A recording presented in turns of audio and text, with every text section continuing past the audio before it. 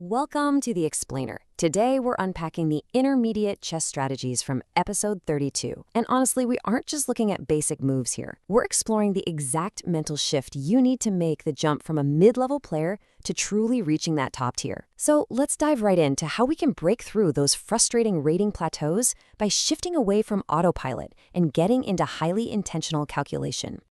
Here's how we're going to break down these top 1% strategies today. We'll start with the autopilot habit itself, then look at the Dutch defense break, Caro-Kann nuances, the Papaculat gambit, aggressive Vienna game tactics, and finally, mastering the endgame. Starting with Section 1, breaking the autopilot habit and the 1400 to 1800 rating barrier. To reach the highest levels of chess, we absolutely have to identify the biggest roadblock we face in that 1400 to 1800 range. You know the feeling, right? You start playing moves based purely on memory and comfort, rather than looking at what's actually happening on the board. The difference really comes down to standard reactive play versus the proactive mindset of a master. Autopilot is just lazily throwing your pieces on squares because it's part of some system you memorized. But intentional calculation, that means treating literally every single move as critical. You're scanning for breaks, and you're constantly adapting to the unique geometry of the board right in front of you. There's this brilliant quote from the source material that perfectly frames the mindset shift we need for the case studies we're about to look at. Every move in the opening matters. There is no more autopiloting. You just can't rely on your opponent to hand you a victory with a massive beginner blunder anymore. From move 1, absolutely every decision has to carry weight.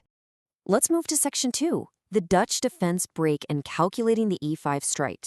This is a perfect example of what happens when one player is just coasting on autopilot and the other is actually calculating. Imagine your opponent is lazily setting up their standard London pieces, maybe just making routine pawn moves without really scanning the board. Well, calculating a sneaky E5 pawn break here can instantly win you material, or at least give you a massive positional advantage. At first glance, it kind of looks like you're just losing a pawn. But if you calculate just a little bit deeper, you realize that in the resulting skirmish, your queen's diagonal totally opens up. Suddenly, you're creating a double attack, forking their unprotected bishop and knight. The autopilot player totally misses this until it's way too late. And that brings us to a really fascinating psychological approach when you're calculating these complex trades. Don't just calculate your winning lines. You actually have to ask, wait, does my opponent have to take back? You need to actively try to find the flaw in your own trap. If you can't prove yourself wrong, then you play the move. Just like the quote says, you have to prove yourself wrong. All right, Section 3, Caro-Kann development nuances and punishing early knight moves. Even in solid, relatively quiet openings, intentional calculation is completely mandatory. We see intermediate players do this all the time. They just love developing their knight to c3 entirely out of habit. But in the Caro-Kann exchange variation, that move is actually a huge long-term liability. Why? Well, it completely blocks the c-pawn from moving, it fails to put any meaningful pressure on the center, and it basically dooms that knight to playing defense for the rest of the game. It's such a great illustration of how a standard autopilot move actually creates severe positional limitations for white. Now, if your opponent is limiting their own position like that, you really don't need to panic or force the issue. Instead of attacking prematurely just to force trades, intentional play means quietly improving your position with solid moves, like bishop to g4 and e6.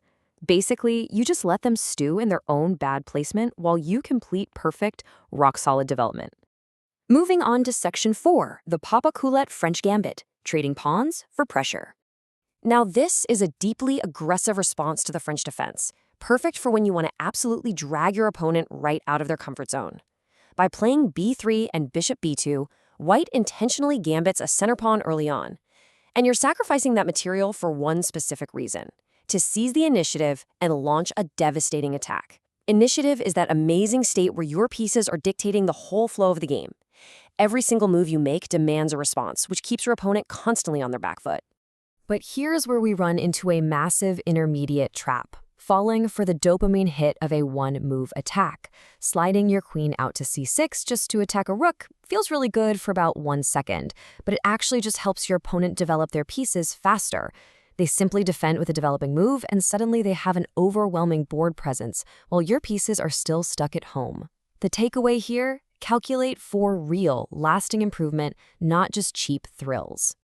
Next up, Section 5, Aggressive Vienna Game Tactics, the Queen G4 Shock. This demonstrates exactly how to punish someone who is playing purely by rote memory.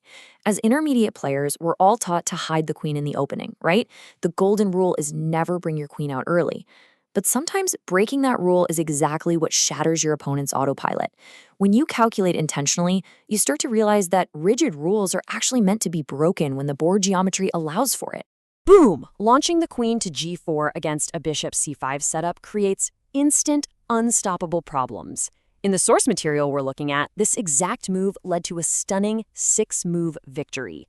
The opponent, completely shocked by the early queen, just retreated into a standard autopilot defense, completely missed a devastating knight to d5 threat, and essentially lost the game on the spot.